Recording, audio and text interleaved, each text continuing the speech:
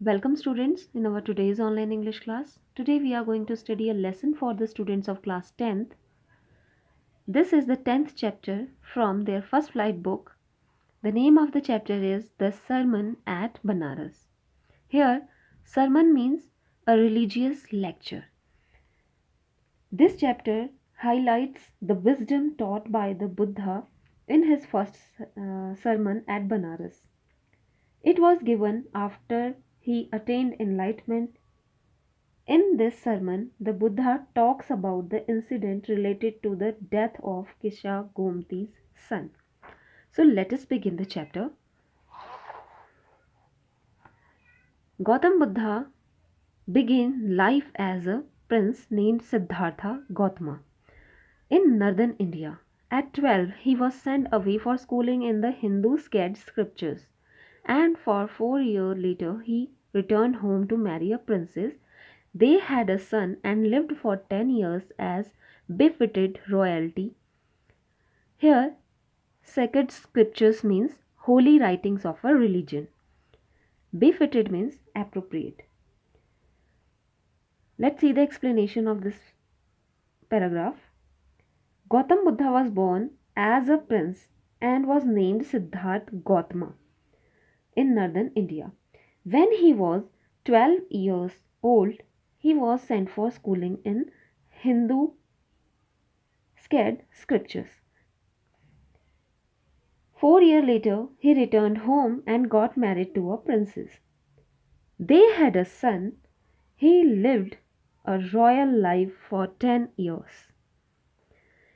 At about the age of 25, the prince, heretofore shielded from the sufferings of the world, while out hunting, chanced upon a sick man, then an aged man, then a funeral procession, and finally a monk begging for alms.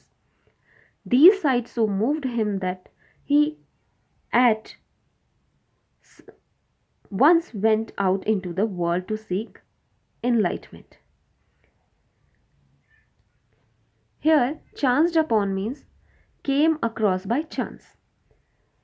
Gautam was pros- protected from all the sufferings of the world. One day, on his way to hunt, Gautam came across a sick man, an aged man, a funeral procession, and a monk begging for alms. He was only 25 years old at that time. These experiences influenced Buddha's thinking that he gave up royal pleasures and set out to seek enlightenment. He wandered for 7 years and finally sat down under a peepal tree, where he ought to stay until enlightenment came. Enlightened after 7 days, he renamed the tree the Bodhi tree, tree of wisdom, and began to teach and to share his new understandings. At that point, he became known as the Buddha, means the awakened or the enlightened. The Buddha preached his first sermon at the city of Benares, most holy of the dipping places on the river Ganges. That sermon has been preserved and is given here. It reflects the Buddha's wisdom about one inscrutable kind of suffering. So here, dipping place means bathing place. Inscrutable means something which cannot be understood. Here, Gautam Buddha traveled aimlessly for 7 years, and then he sat down under a peepal tree where he ought to stay until enlightenment came. After 7 days of wandering, he got enlightened and renamed the tree as Bodhi tree, means tree of wisdom. He began to teach and share his new understandings and came to be known as Buddha. He gave his first sermon in the city of Benares. The city is the holiest of the dipping places on the river Ganges. This sermon reflects Buddha's wisdom about one undiscoverable kind of suffering. So here is the story related to this sermon. Let us read this story. Kisa Gomti had an only son and he died in her grief. She carried the dead child to all her neighbors, asking them for medicine. And the people said, "She has lost her senses, the boy is dead." At length, Kisa Gomti met a man who replied to her request, "I cannot give thee medicine for thy child, but I know a physician who can." And the girl said, "Pray tell me, sir, who is it?" And the man replied, "Go to Shakyamuni the Buddha." Kisagomti repaired to the Buddha and cried, "Lord and Master, give me the medicine that will cure my boy." The Buddha answered, "I want a handful of mustard seed." And when the girl in her joy promised to procure it, the Buddha added, "The mustard seed must be taken from a house where no one has lost a child, husband, parent, or friend." Poor Kisagomti now went from house to house, and the people pitied her and said, "Here is mustard seed, take it." But when she asked, "Did a son or a daughter, a father or mother die in your family?" they answered her, "Alas, the living are few, but the dead are many. Do not remind us of our deepest grief." And there was no house but some beloved one had died in it. Kisa Gomti became weary and hopeless and sat down at the wayside watching the lights of the city as they flickered up and were extinguished again. At last the darkness of the night reached everywhere, and she considered the faith of men that their lives flicker up and are extinguished again. And she thought to herself, "How selfish am I in my grief! Death is common to all. Yet in this valley of desolation there is a path that leads him to immortality who has surrendered all selfishness." So let us see the explanation of this story. Kisa Gomti had only one son who had died.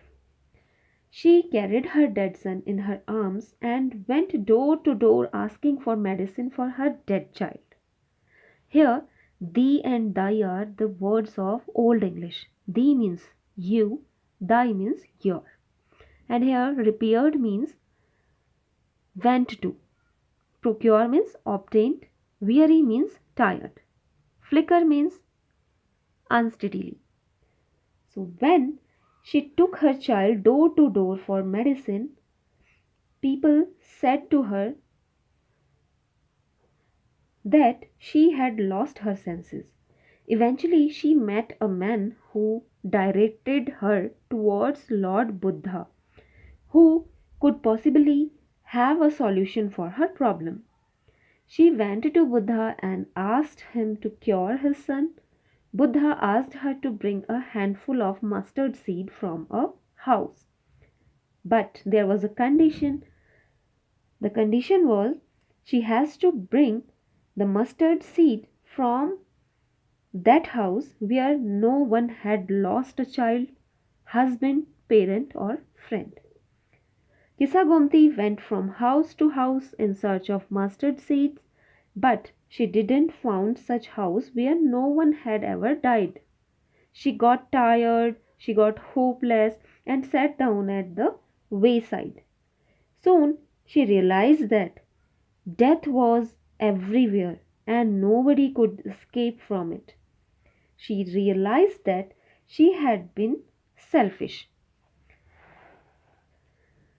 The Buddha said, "The life of mortals in this world is troubled and brief and combined with pain, for there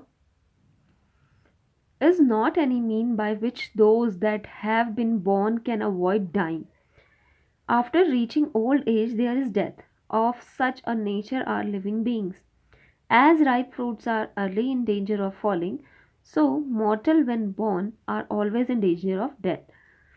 As all earthen vessel made by the potter and in being broken, so is the life of mortals, both young and adult, both those who are fools and those who are wise. All fall into the power of death. All are subject to death." So here Buddha held that our life is full of pain and suffering. Everyone who is born has to die.